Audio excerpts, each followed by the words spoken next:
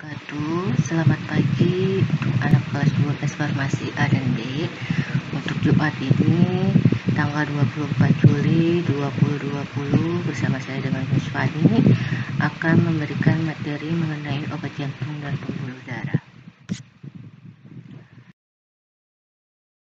Jantung dan pembuluh darah atau kardiovaskular dan hematopoietika. Penyakit jantung dan pembuluh darah termasuk penyakit degeneratif, yaitu penyakit yang muncul seiring dengan pertambahan usia karena menurunnya fungsi-fungsi tubuh dan salah satu penyebab kematian terbesar di dunia WHO. Beberapa istilah terkait mengenai jantung dan pembuluh darah, diantaranya yang pertama, aterosklerosis adalah gangguan pembuluh yang disebabkan karena menebal dan mengerasnya dinding pembuluh nadi atau arteri besar dan sedang. Hal ini diakibatkan oleh endapan dari kolesterol, lemak, kalsium, dan fibrin di dinding pembuluh.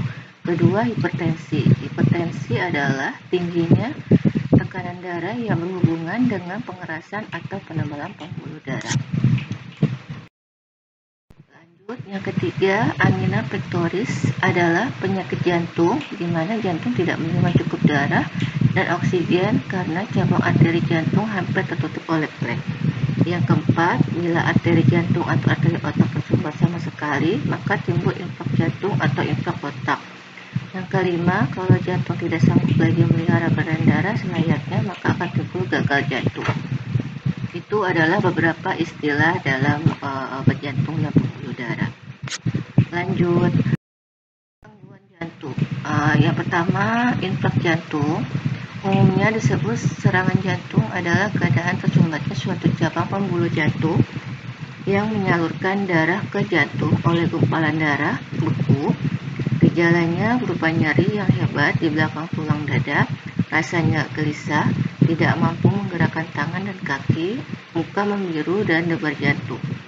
Kedua, angina pectoris adalah gangguan yang timbul sebagai akibat hipoksia atau kekurangan oksigen otot jantung karena kelelahan fisik atau emosional, dan dapat juga disebabkan oleh penciutan arteri jantung, infrak, kejang-kejang, atau adanya taksikardia tertentu, anemia hebat, atau penciutan aorta.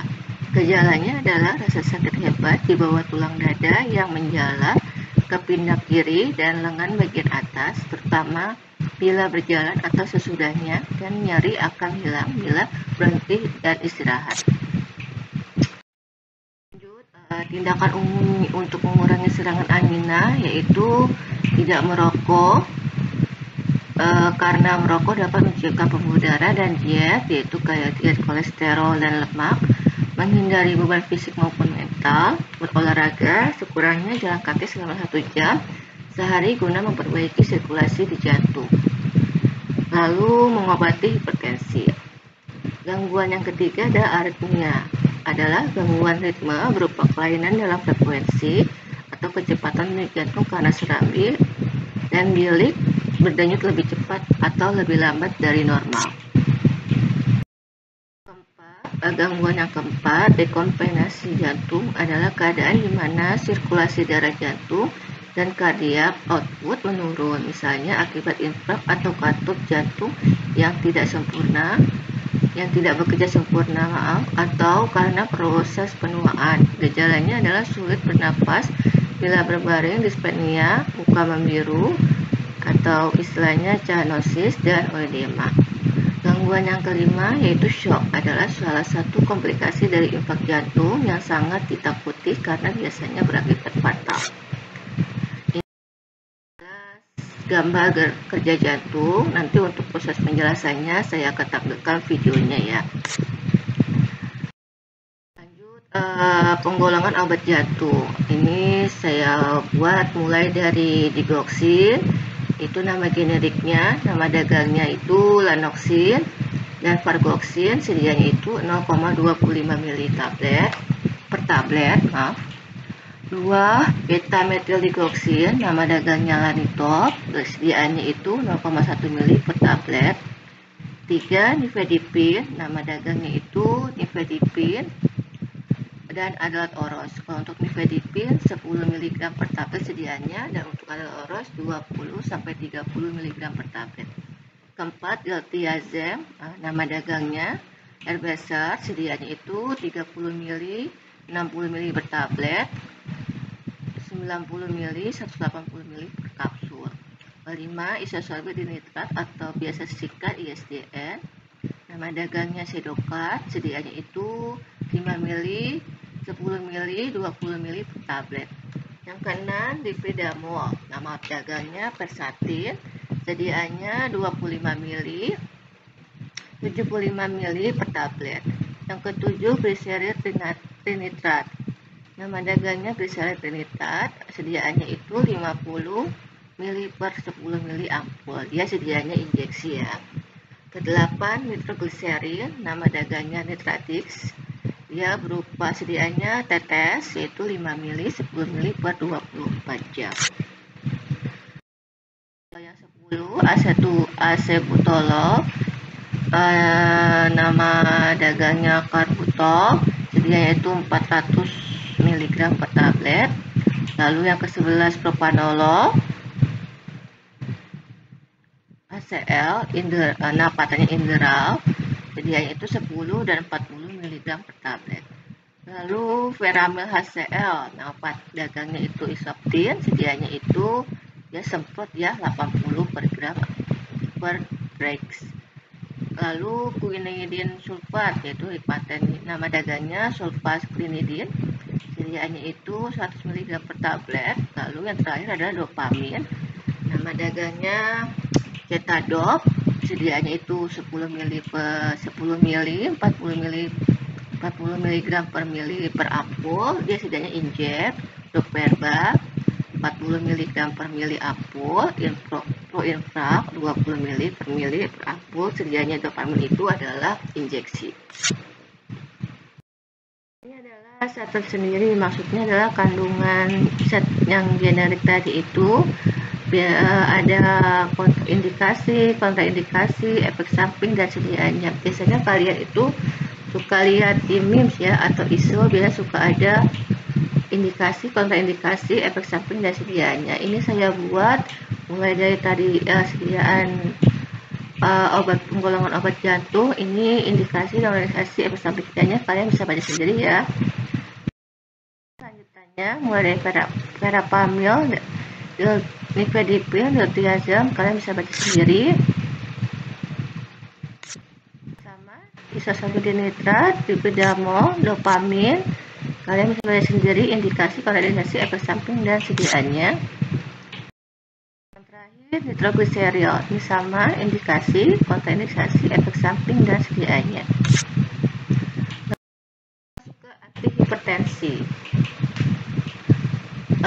Pendahuluannya, tekanan darah ditentukan oleh dua faktor, yaitu curah jantung adalah hasil denyut jantung dan isi sekucuk jantung. Besarnya isi sekucuk ditentukan oleh kekuatan kontraksi jantung dan volume darah yang kembali ke jantung. Yang kedua adalah resistensi perifer, adalah gabungan tekanan otot polos arteri dan viskositas darah. Resistensi disebabkan oleh berkurangnya elastisitas dinding pembuluh darah akibat adanya aterosklerosis yang terjadi karena meningkatnya usia atau karena pengendapan. Ada dua macam tekanan darah, yaitu tekanan darah sistolik dan tekanan darah diastolik. Kalau tekanan darah sistolik adalah tekanan darah yang terjadi pada saat jantung berkontraksi. Tekanan ini biasanya lebih besar daripada tekanan diastolik. Tekanan diastolik adalah tekanan darah yang terjadi pada saat jantung berelaksasi atau mengembang. Tekanan darah itu biasanya dinyatakan dengan satuan mmHg, misalnya 150 per 80 mmHg, artinya 150 itu adalah tekanan darah sistolik dan 80 mg/Hg ada tekanan diastolik. Biasanya kalau di apotek suka ada cek tensi, nanti kalian mohon dihafal jadi biar tidak bingung pada saat berapa batas normal tekanan darah itu. Ini adalah tekanan darah menurut WHO. jenis tekanan darah normal, norma tensi, sistoliknya di bawah harus 40, diastoliknya itu di bawah 90, borderline-nya itu 140 per 160, diastoliknya 90 sampai 95. Untuk hipertensi sendiri itu lebih besar dari 160, diastoliknya lebih besar dari 95. Hipertensi mengakibatkan risiko besar seperti kerusakan jantung, pembuluh darah, kerusakan ginjal, selaput mata, dan komplikasi lain. Faktor lain yang menyebabkan hipertensi. Hipertensi yang pertama, garam ion Na+ bersifat resistensi sehingga memperbesar volume darah, juga memperkuat noradrenalin, dengan demikian memperkuat vasokonstriksi. Yang kedua, asam glisirat yang terkandung dalam sukus dapat mempertinggi tekanan darah pada orang tertentu. Hormon estrogen biasa dalam pil KB ya, bersifat menahan air dan garam. Yang keempat, stres itu akibat pelepasan hormon adrenalin yang bersifat vasokonstriksi. Yang kelima, kehamilan. Macam-macam hipertensi berdasarkan etiologi ada dua, hipertensi esensial atau hipertensi primer, yaitu hipertensi yang tidak jelas penyebabnya. Kedua, hipertensi sekunder. Pencegahannya, beberapa tindakan umum yang perlu dilakukan oleh pasien meskipun hanya menderita hipertensi ringan antara lain. Pertama, bagi obesitas, dia menurunkan berat badan, sebab dengan menurunkan berat badan, volume darah juga akan berkurang. Kedua, diet garam. Ketiga, tidak merokok, mengurangi minum kopi dan alkohol. Keempat adalah istirahat cukup, dan kelima, olahraga yang teratur. Prinsip pengobatan hipertensi adalah menurunkan tekanan darah bila mungkin sampai pada tekanan normal atau tekanan yang tidak mengganggu fungsi ginjal otak, dan jantung. Ada dua cara pengobatan hipertensi, yaitu dengan terapi farmakologi dan terapi non-farmakologi. Biasanya kalau terapi farmakologi itu menggunakan obat ya. Penggolongan obat antihipertensi. Yang pertama, captopril. Nah, dia nama generik, nama dagang itu Capoten. Sedianya itu 12,5, 25 ml dan 50 mg. Kedua, clonidin, Catapres, nama dagangnya. Sedianya itu tablet 0,5 mg, 0,15 mg, maaf. Ketiga, metildopa, nama dagangnya Dopamed. Sedianya itu 250 ml per tablet. Labetalol, nama dagangnya Trandex, tabletnya itu sedianya 50 ml dan 100 mg. Atenolol yang kelima, beta block, nama dagangnya Itenolol. Sediaannya itu tablet 50 ml dan 100 mg. Keenam, atenolol HCl dan clothalidol, Tenoretic, nama dagangnya. Sediaannya tablet atenolol 50 mg dan clothalidolnya 20 mg per tablet. Yang ketujuh, Reserpin plus Hydralazine, nama dagangnya Serap S, tabletnya itu sediaannya 0,1 ml dan Hydralazine itu sediaannya 25 ml. 8, Prazosin, dia nama dagangnya Minipress, sediaannya itu 1 dan 2 mg per tablet. Yang ke-9, Reserpin, nama dagangnya Serpasil, sediaannya itu tablet 0,25 mg, Resapin sendiri 0,1 mg. Terakhir, 10, Propanolol, nama dagangnya Farmadal dan Inderal, sediaannya tabletnya itu adalah 10 mg per tablet. Zat-zat tersendiri itu maksudnya zat generik ya, yang tadi saya sudah jelaskan penggolongan obatnya. Ini sama kayak yang tadi obat jantung, yaitu mulai dari indikasi, mekanisme kerja, efek samping, sediaannya kalian bisa baca sendiri. Ini kalian mulai dari metildopa, Hydralazine, Reserpin juga kalian baca sendiri.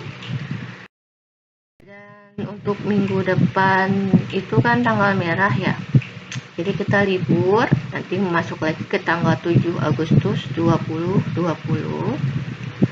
Jadi untuk kelanjutan materi selanjutnya saya akan memberikan mengenai diuretik, hematoindika, hemostatika, dan oksitosikum yang masih berhubungan dengan obat jantung dan pembuluh darah.